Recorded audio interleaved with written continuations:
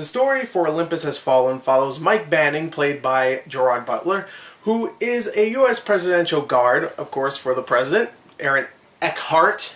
I keep saying Heckhart. I don't know why. Two-Face. It doesn't matter. And the First Lady, played by Ashley Judd. And everything's going smoothly in the beginning. You know, it's Christmas. Everybody's having a good time. The President and the First Lady are about to go to a fundraiser along with their kid. And out of nowhere, a tree just falls right in the middle of a bridge. The cars swerve. The President and the First Lady's car is dangling off a bridge, and it's about to fall. Gerard Butler has to make a hasty decision and take the President out and leave the First Lady because she was stuck in the car. Her seatbelt was stuck and she was unconscious, and of course she dies. Now, the movie does skip 18 months later, and now Mike Banning, Gerard Butler, is now doing a desk job at the Treasury. He is not working with the President anymore because, you know, the President's like, yo, you left my wife to die? What's wrong with you, man?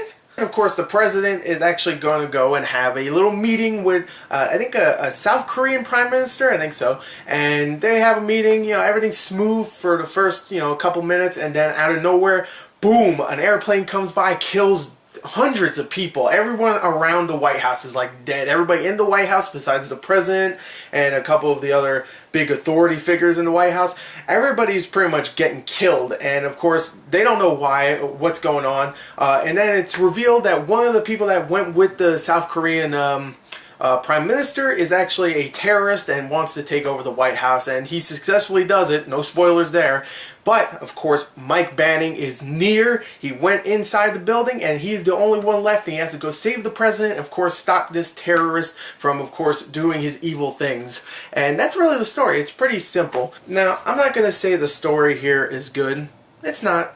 But it's very enjoyable, even when the dialogue is silly, even though the movie slows down at times just to have parts where characters bicker about, oh, should we go through with the terrorist demands and stuff, or blah, blah, blah, blah, blah, and there's some internal fights going on with, you know, some of the generals and some of the, you know, just other head figures in the film. I don't even care. It doesn't matter. And it's just silly scenes like that that are typical of films like this. But what I really like about the story is the main character. Gerard Butler in this film is awesome, and he has some great one-liners. He has some great action scenes where he whips some ass, and he is not a hero where he's just like, he's gonna beat someone up and then let them go or something because he feels bad for him or something. No, he's gonna stab someone in the head just because he can. He's gonna break a dude's neck. He's not gonna choke someone out or knock someone out. He's gonna stab you in the face. He's gonna blow your head off. He doesn't care. You screw with his country, he's coming after you. He ain't gonna kick you down that hole. He's gonna shove you in the hole, and then he's gonna take you back out and rip you in half and throw every piece that he ripped you in half and then kick it down that hole.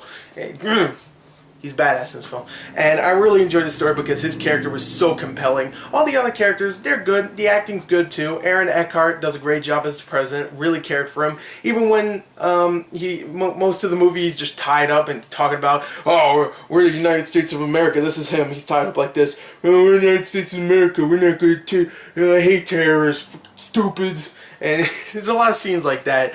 And he's still great in the film. The rest of the supporting cast does a great job as well. You have Morgan Freeman, who comes in as the acting president because, of course, Aaron Eckhart isn't, you know, he's captured. So he comes in and he's great also. Supporting cast does a good job as well, but for the most part, Gerard Butler is the reason why you should go see this film. He's badass in this. And one thing I have to say about this film is that it is Die Hard. I'm sorry, it really is. There's scenes in this film that are pretty much taken straight out of Die Hard. There's a whole scene where it's pretty much Hans Gruber and John McClane's character meeting for the first time in Die Hard, if you remember that scene. There's a whole scene where a helicopter crashes into the White House just like in Die Hard. There's so many scenes in this film that are just strictly taken from Die Hard. There's a whole scene where Gerard Butler's taking broken glass out of his body.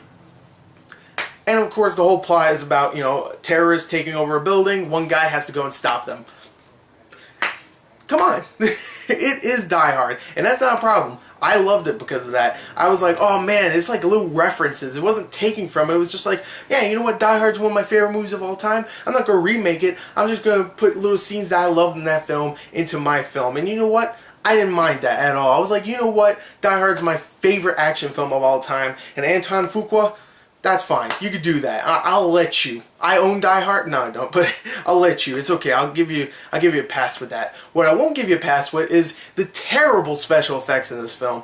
There are some really bad aerial scenes of like jets and big cargo planes just flying, and it's so bad. The CG is horrible in this film, but what makes it better is some of the really cool hand-to-hand fist-fight, shoot-'em-up action scenes with Gerard Butler and a bunch of Korean soldiers in the White House. Those are awesome. Those are really well shot, even though some of them are a little too dark to tell what's going on.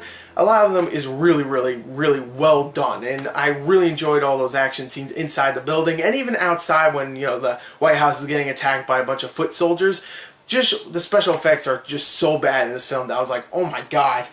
I can't even believe this. There's a whole scene where flares come out of a airplane and it looks so fake. It looks so fake. But besides that, this film is very enjoyable. It might rip off Die Hard a lot, but you know what? I was fine with that. Some people won't be, but I was like, you know what? Whatever. I love Die Hard.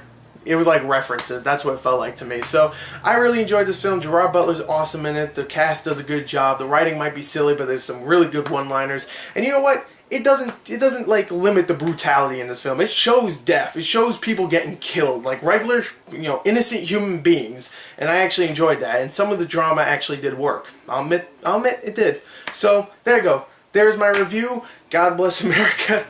Thank you. And I'm gonna give this film a 33 out of a 40. America. Thank you and goodbye.